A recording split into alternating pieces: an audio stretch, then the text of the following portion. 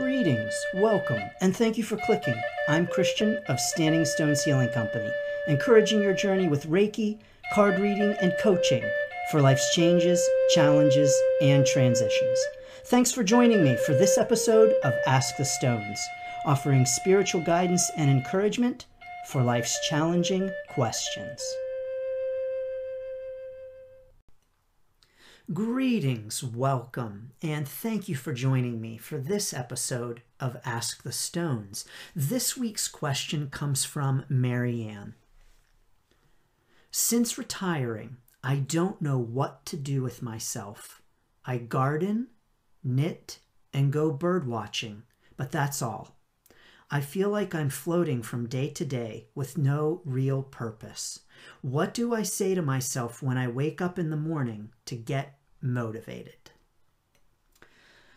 Marianne, thanks so much for this question and congratulations on your retirement. Now, I don't know, Marianne, if this is a recent life change, if it's been a week since you've retired, a year, 10 years, I don't know that.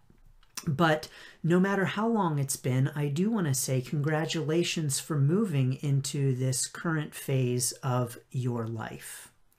You know, when we move into a new phase of life, it is not without its challenges. Even a very positive life change that we have maybe even been looking forward to for many years, perhaps even our whole lives. And so there's going to be challenges no matter what the life change or transition when we move into that new phase. And retirement is no different. As a matter of fact, retirement can be one of the more challenging life transitions. And it's challenging for a number of reasons, but I really do believe that one of the things that makes retirement so challenging to transition into is that I really believe that in our dominant Western culture, we, typically speaking, do not do a good job of recognizing life transitions and of marking, honoring, celebrating, and helping one another to move into those new life phases. You know, if you think about it, collectively, we really don't have very many ways of marking life transitions. Now, again, I'm speaking about our dominant Western culture. Many other cultures are much better at this than the dominant Western culture. And so I think that there is a real lack of collective acknowledgement of life transitions and ways to help ourselves and to help one another move into new life phases and to mark those. So I think that retirement is one of those challenging phases because what really do we do in our own lives to mark our retirement? We have a little party. Maybe we have a big party. People give us presents of canes and Alka-Seltzer and whatever other gag gifts they give. And that's it. So we don't really do, I think, a good job of helping one another to move into that major life transition. Retirement is a major life transition. And so my guess is, Marianne, that probably when you transitioned into retirement, there was no big celebration, maybe a little party, maybe you went out to dinner, maybe your coworkers had a little party with some cake, maybe you had a bottle of wine. I don't know. But probably there was really no way for you to mark this in a greater way. in terms of the significance of your life and the point that you reached on your life journey. I'll talk more about that later, Marianne, because I definitely have some things to say about that for you. But one of the other challenges when we transition into retirement is that oftentimes our identity is so wrapped up in our work. It is so wrapped up in the work that we do, where we work, the kind of work we do, the people we work with, all of those things.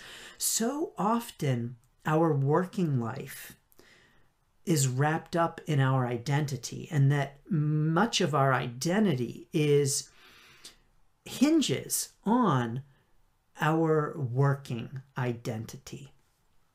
And so when we leave our jobs and we retire and we no longer have a working identity, oftentimes we can have this kind of feeling of, like you say, Marianne, floating and being disconnected in terms of our identity. And so this is another really big challenge of the transition into retirement. We've worked so hard our whole lives. We have maybe scrimped and saved for retirement funds so that we can stop working.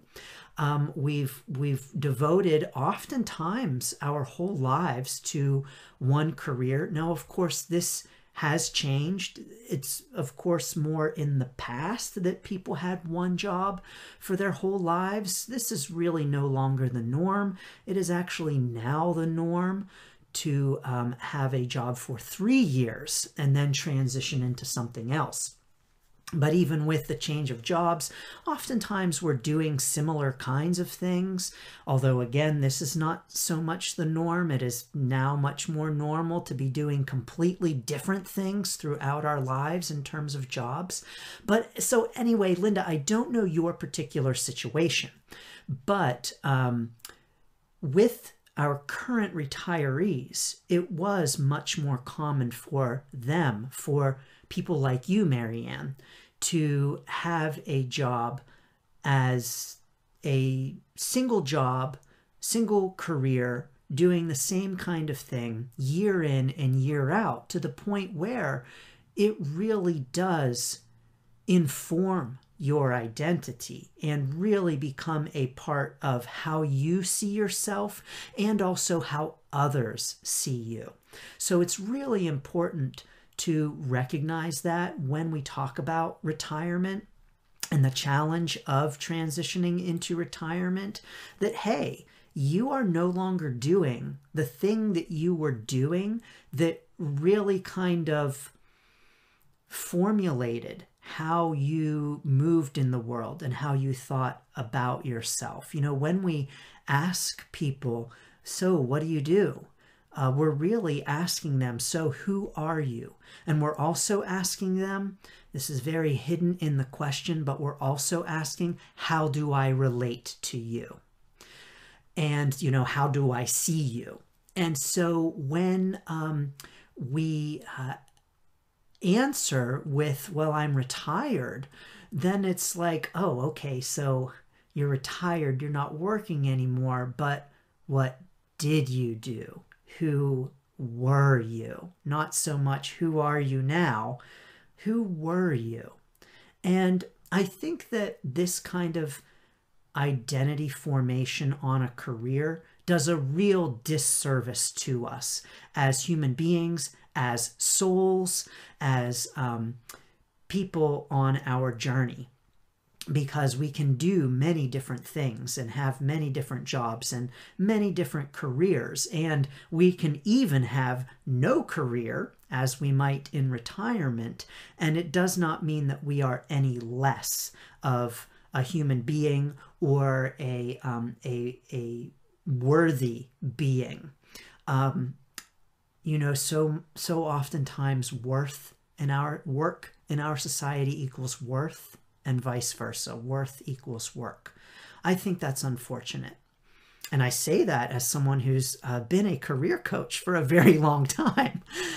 So Marianne, I think it is really unfortunate that we tie our identity to work so strongly. And so when we transition out of work, we are naturally going to have feelings of, who am I? How do I fit into the world? And of course, when we have questions of, when we as a society identify worth with work and equate them, then oftentimes in retirement, we're going to have questions about our worth. I find this unfortunate, and I find it a byproduct of our culture.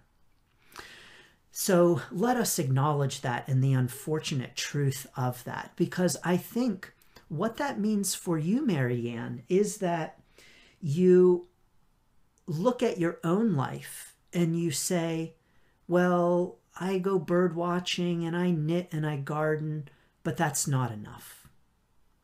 And you're looking at the things that you do, and I'm going to assume that you enjoy them, Marianne. I'm going to assume that these are things that you enjoy doing, that they fill your days with joy.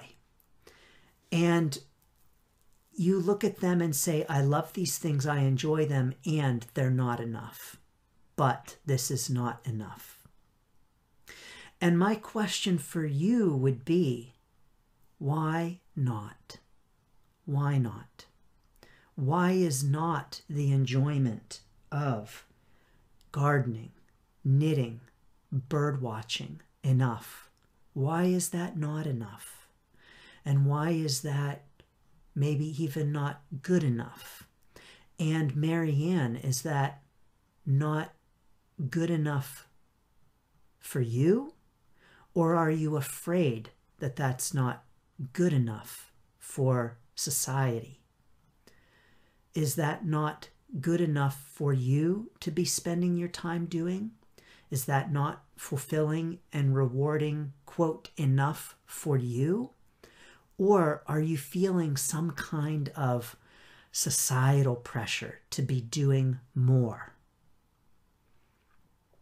I really want to encourage you to reflect on that, Marianne, because when you look deep down inside, it's important, I think, for you to determine whether or not that is your concern or that is a cultural concern, whether or not you really do want to be having a different kind of impact on the world, or if this is a product of cultural messaging that has been so ingrained in all of us. So my first encouragement to you, Marianne, is to really sit with yourself and to ask yourself, what do I really want to be doing? How do I want to be spending my time? And not thinking or worrying about what anyone else thinks or what anyone else's judgment of you might be for spending your time the way in which you want to be spending it. So first and foremost, I really want to encourage you to ask yourself and to explore that and to get to the heart of what you want in your own heart and soul. How you want to be spending this blessed, precious time. And what is going to fill you up and fulfill you. That is most important, Marianne. That is the most important question for you right now. What is it that you want? What matters to you? What fills your soul. And if you feel fulfilled with gardening and knitting and bird watching, wonderful. Do that and do more of that. Allow that to fill your soul. Allow it to be what you do at this point in your life, because there is no lack of worth in that. There is no lack of worth in loving what we do. You know, you don't have to be Audubon with your bird watching in order for it to be fulfilling and in order for it to be a valuable use of your time.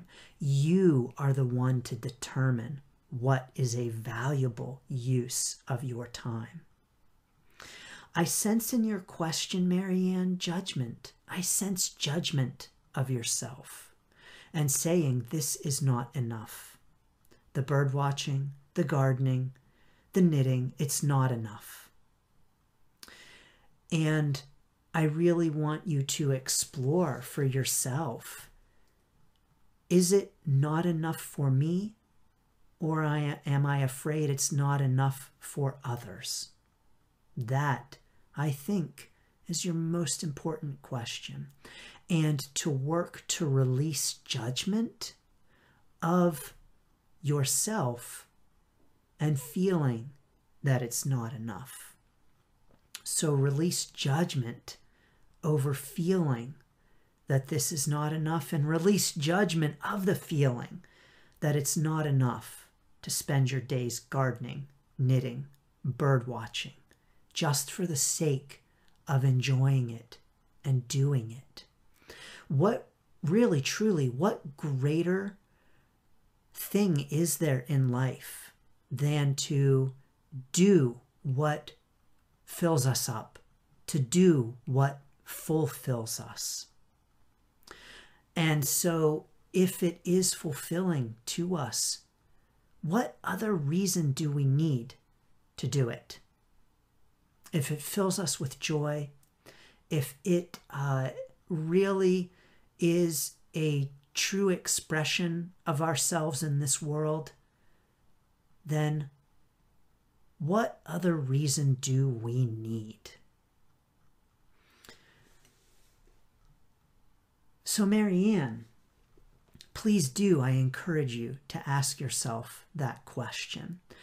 And whatever the answer, whatever the outcome is, you know, as far as this feeling of floating that you have, like I said, it's very true that our identity is so often tied to our working lives, and that when we transition into retirement, we can have this real feeling of, now what? What next? Who am I? What do I do? How do I, quote, fill my time? Right? Yes. And so one thing that I want to encourage you to think about is, with this idea of floating, you say that you just float from day to day with no real purpose. Well, we have the power to create purpose for ourselves. And so if you are feeling purposeless right now, you have the power to determine your purpose.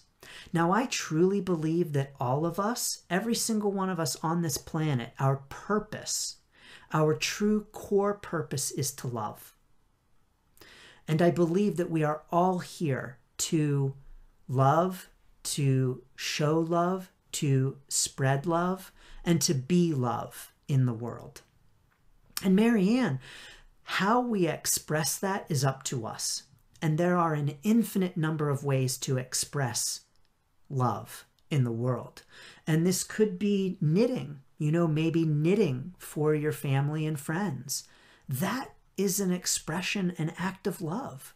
It could be watching those birds and just marveling at their wings and their flight and their beauty and the joy that they bring and just loving the birds. That is love. It could be enjoying the time that you spend with your plants and showing them your love by nurturing and caring for them. That is love, and that is expressing love in the world. And so, Marianne, no matter what you do, if you are bringing a spirit of love to it, then I believe it is fulfilling that purpose of loving in the world. So I want to encourage you to really, when it comes to purpose, think about the ways in which you want to show up as love in the world. How do you want to express love in the world? And that may be knitting, bird watching, gardening, and it may be other things too. I encourage you to be open to the possibilities and to what may come to you. And along with that, you have the power to create purpose. You have the power to define your purpose for yourself. So when you have this feeling of floating and you have this feeling of kind of just hanging out and I don't know what I want to do now, I don't know how I want to be, every day, you might be thinking it's like Groundhog Day. You know that movie Groundhog Day with Bill Murray, and he has the same day every single day. He wakes up, he's trapped, and he just goes through Groundhog Day every day in Punxsutawney. I really like that movie because I've been to Punxsutawney to see the groundhog. It's actually pretty cool and crazy and exciting. And I love the song, The Pennsylvania Polka. So you might feel like you're in Groundhog Day, like you are stuck in the same old day after day. It's like Groundhog Day. How do you get yourself out of that? Well, there are definitely some ways that you can do that. And I first want to address this question of motivation. You say, what do I say to myself when I wake up in the morning to get motivated? I love you. Marianne, I love you. That is what you say when you wake up in the morning. I want to encourage you to allow whatever you do at this time throughout your day to really come from a place of self-love, to come from a place of releasing judgment of yourself for your experience, releasing judgment of your feelings, and, Marianne, coming to your experience right now from a deep place of self-love. So I really do want to encourage you, when you wake up in the morning, first thing, open up your eyes. I love you, Marianne. I love you. When you go to look in the bathroom mirror in the morning, I love you, Marianne. I love you. And to come to your life right now and this question of motivation and this feeling of floating from a place of self-love. I love you, I love you, I love you. I think one thing that may also be helpful for you at this time, Marianne, is to create some structure. One of the things that is a real challenge for us with retirement is that work creates structure for us. Work structures our days.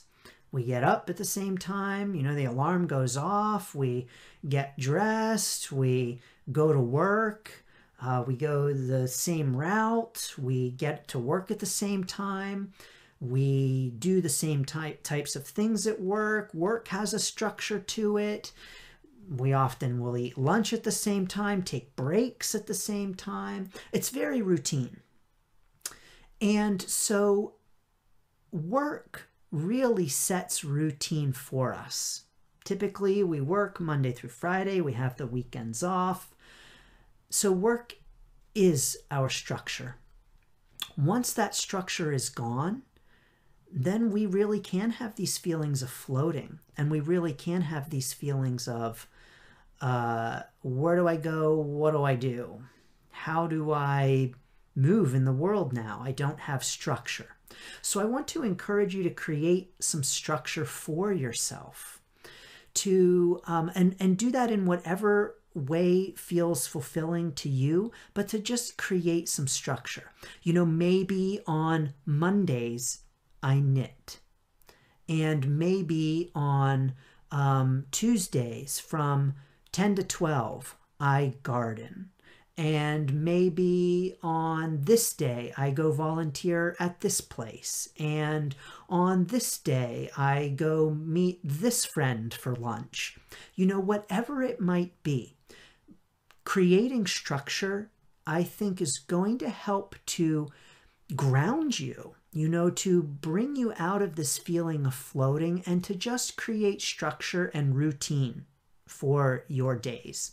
That is often really important for us in helping us to not feel like we're floating, and in helping us to feel like we have a direction.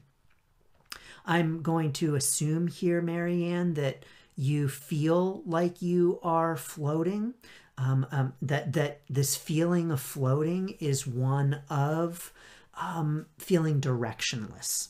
So with this feeling of floating, you feel kind of directionless. And just structuring our day-to-day lives can help us to feel more empowered and in control, and not so floaty. So it can really help us to feel much more grounded, and bring us back to having control over our day-to-day experience. So I really want to encourage that. You may very well have been someone who always liked to get things done and to accomplish things. Maybe someone who liked to have a to-do list, someone who liked to see things happen and check them off of the list and accomplish them. And you know, Marianne, I shouldn't say who did, because you're still the same person. So my apologies, Marianne, that you do. You know, just because you're no longer in a typical workplace setting doesn't mean that you're no longer the person that you were. You still are that Marianne. And so, Marianne, my apologies. Yes, you may very well like to be someone who has things that you accomplish and do. You know, I'm getting that sense with this idea of purpose and a greater overarching purpose that you feel you're lacking. And so doing something like creating to-do lists and goals and ways that you can see your results really manifesting in the world might be beneficial for you as well, Marianne. Keeping in mind that having a sense of accomplishment might really be important for you during this phase of your life. I think that that can help you to really create a sense of structure and routine, and to help you with feelings of purpose and bringing you back down from that feeling of floating. Now, I am going to say that you do indicate that you just don't know what to do with yourself since retiring. But I don't agree. Marianne, you have found things to do. You know, maybe you feel like you're floating on a day-to-day basis, but You are doing things. So you say you don't know what to do with yourself, but you have found things to do.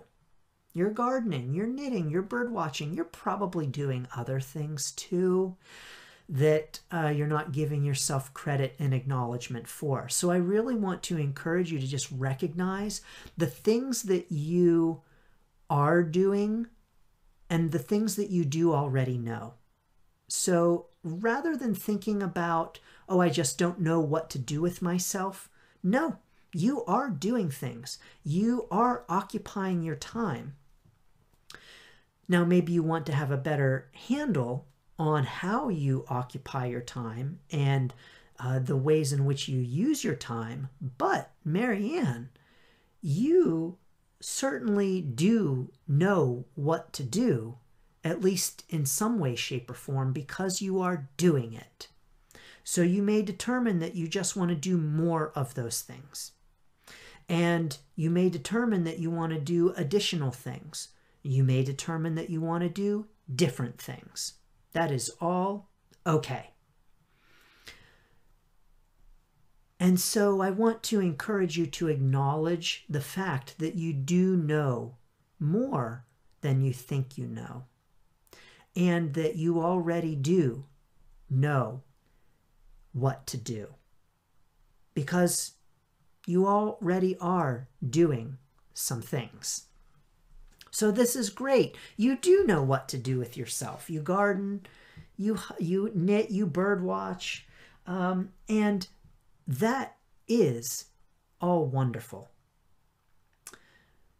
So please do acknowledge the things that you already are doing and the things that you already do know. So oftentimes, Marianne, we know more than we think we do. So oftentimes when we say, I don't know, we actually do know, at least some things. And all we need to do is to start with those things that we do know and to follow that trail of breadcrumbs, because it will help us to see more and more of what we do know. So start with what you do know, Marianne, and you do already know quite a few things.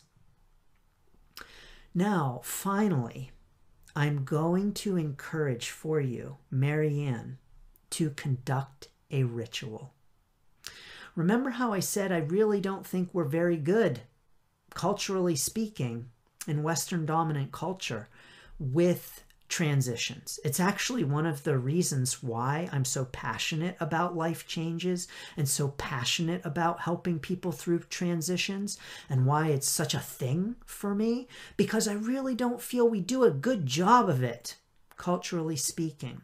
I really don't think that we do a good job of recognizing transitions, of supporting one another through transitions, of recognizing the impact that they have on us, and of helping ourselves and one another to move into new life phases.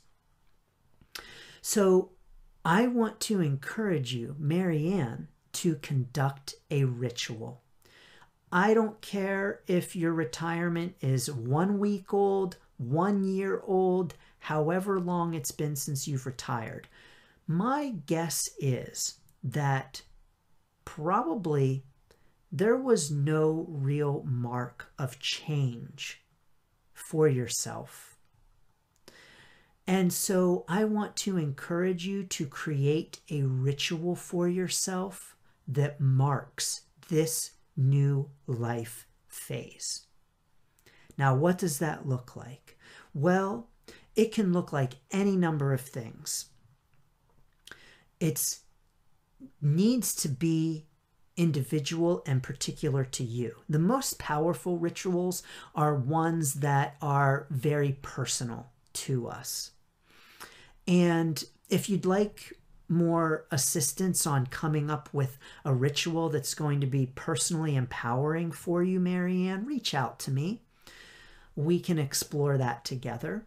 But some things that might make it powerful are to, take things from your work life and maybe destroy them in some way. or create something new from them, transmute them, transform them, whether that is through destruction or that is through turning them into something else and using them in some other way.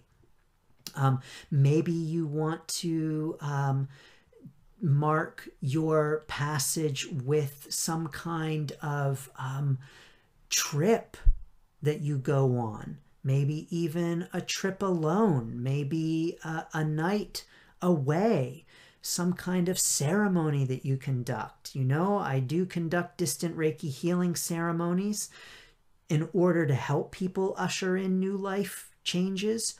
And so you might want to book a distant Reiki healing ceremony with me for marking that change. There are an infinite number of ways, Marianne, but it's going to be important that it resonates with you. So definitely reflect on that and come up with things that are meaningful for you to conduct a ritual or even rituals to mark your life change. This is going to help to signal to your subconscious and to your conscious mind, hey, I am not who I was. I am now moving into a new life phase. I am shedding my old skin. I am acquiring a new skin. I am a new Marianne. My life has changed. I am ready for this change. So ritual is so very powerful. You know, everyone, ritual is most powerful during times of transition. Times of transition are the most powerful times for conducting rituals. And not just larger life transitions like retirement, but also transitions on a daily basis are very powerful times for rituals. So, you know, like for instance, to create a coming home from work ritual, to center us and bring us out of our work mode into our home mode. So times of transition are very powerful times for rituals. These are when rituals are really their most powerful. So conducting a ritual is going to help you, I believe, Marianne, to signal to yourself that, yes, times have changed and I'm ready for this new phase of life. So I'm going to pull some cards for you, Marianne, to get some messages for you. You know, I'm also going to send some Reiki for this transition. However long it's been, transitions can last some time as we get settled into our new way of being, as we manage the bumps of settling in. You know, it's like coming in for a landing on a plane. The plane has been flying very fast through the sky. So in your working life, Marianne, you were really chugging along in the sky, flying full speed ahead. And as you come in for a landing, sure, you're slowing down, but you're still taking this really fast flying plane from a standpoint of very quick motion to really bringing it down very quickly to a standstill. And that means it's a bumpy kind of transition. It can be a real bump or two or three as the wheels hit the ground. And it takes time for that plane to slow down. So know, Marianne, that with any transition, especially a major life transition like this, it's going to be bumpy as you land, and it's going to take some time for those bumps to work themselves out. So please do be gentle on yourself as that works itself out. I do also encourage you, if you have not already, to definitely get my Life Change Encouragement Kit. My book, Standing Like the Stones, really talks about these things, and I think is maybe going to help you through this transitionary phase. So definitely get that book if you have not already, Marianne.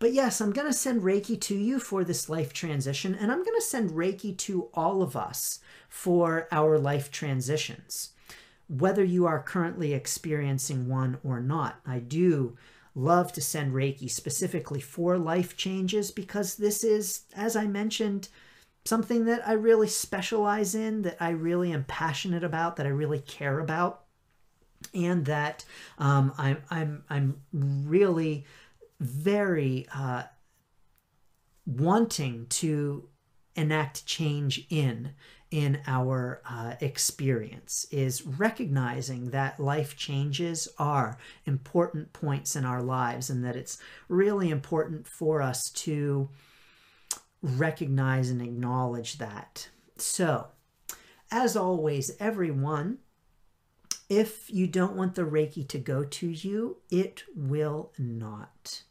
But please do join me in taking 3 deep cleansing breaths.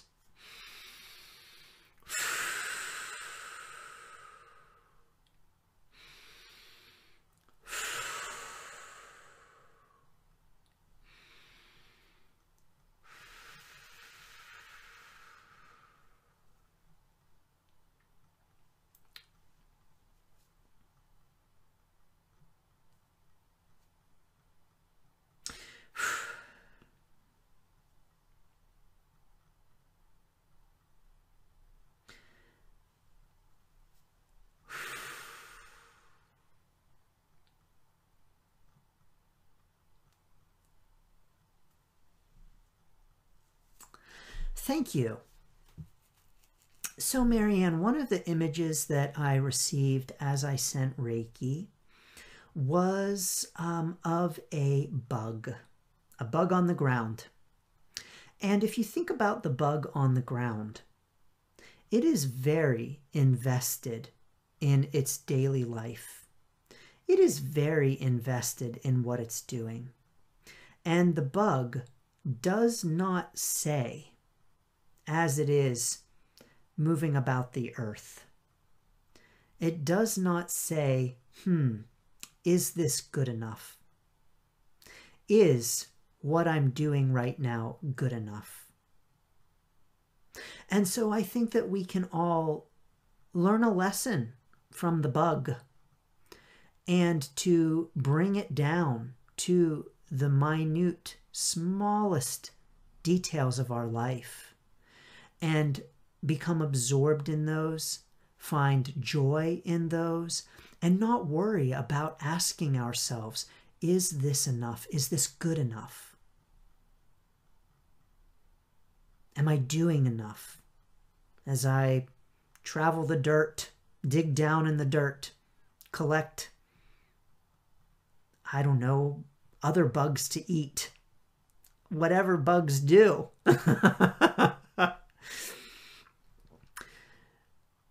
Is that bug asking, is what I'm doing good enough? Is this really good enough? Is this the best use of my time right now? The bug's not doing that. It's just doing what it does, and it is absorbed in that. What a wonderful lesson from the bug. Thank you, bug, whatever bug you might be. Ants, I think, are an excellent example of this. The ants just do what ants do. They create their colonies, they dig their tunnels, they collect their food, they battle one another. And at no point, I think, is the ant saying, is this what I should be doing? I feel like I'm floating. I feel kind of directionless and purposeless. And you know, ants too, as they go around in circles, I don't know if they ever say, gee, I'm really just going around in circles here. I'm not getting anywhere. The ant, I think, is so focused on what it's doing and just trusts in what it's doing and is absorbed in what it's doing. And that, for the ant is enough. What a wonderful lesson from the ants. I do encourage ant watching. Ants are really so fascinating to watch, as are all bugs. I guess I should say insects. I do not mean to debase insects when I call them bugs. So apologies to any insects that might have been offended by the use of the term bug. Okay, excellent. So I was just starting to shuffle the Archangel cards and out popped so very clearly a perfect card, Marianne. Perfect for you. It is, remember who you are. Archangel Michael says, you are a powerful, loving, and creative child of God. You are very loved.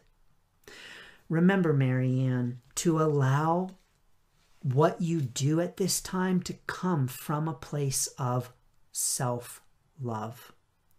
I love you, I love you, I love you. Every morning you get up, I love you, Marianne. I love you, Marianne. When you're having those feelings of, what do I do now? I just feel like I'm floating. I love you. Marianne, I love you. I love you. I love you. And I will say that if all you do for the rest of your life is to focus on loving yourself, certainly I think that is enough. Certainly, I think that is more than enough, because certainly I think that is what we are all called to do, to love ourselves and to bring that deep well of love to the world, to bring that gift of love to the world. And however that might look for you, I think is enough. Marianne, I'll draw another card for you. I'm being called to draw an angel card. Let's see what the angels might have to say about this.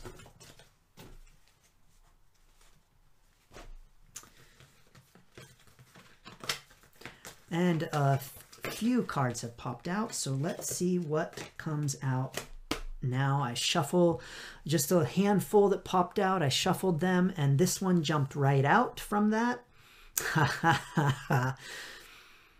The angel Caressa. You are at the end of a cycle in your life. Call upon your angels to comfort you and to guide you to your next step. Happiness awaits you now. Angels, thank you so much for that beautiful reminder for us to call upon you and to ask you for assistance. You are so loved, Marianne. You are already so more loved than you might realize. And so I want to encourage you to recognize that love, recognize the divine love that surrounds you at all times, and to call upon that love, to call upon your angels, your guides, whatever you believe in. I want to encourage you, Marianne, to call upon it. Call upon it for support and encouragement and help as you transition into this new phase of life. So, Marianne, thank you so much for this question. I send you blessings and best wishes for your transition. Please do be gentle with yourself as you transition. This is, of course, something that I mention in Standing Like the Stones, my ebook, because it is so important. So I do really encourage you to get encouragement for your life change from that book at this time, and to remember to love yourself. Love yourself, Marianne. This is really the most important thing for you to do right now. I send you blessings and best wishes, and I send blessings and best wishes to all of us for all of our life transitions. Thank you, and best wishes for your journey. Thanks for tuning in to this episode of Ask the Stones. If you have a question for Ask the Stones, please send me an email at christian@standingstoneshealing.com or connect with me on Facebook at Standing Stones Healing. Thank you, and best wishes for your journey.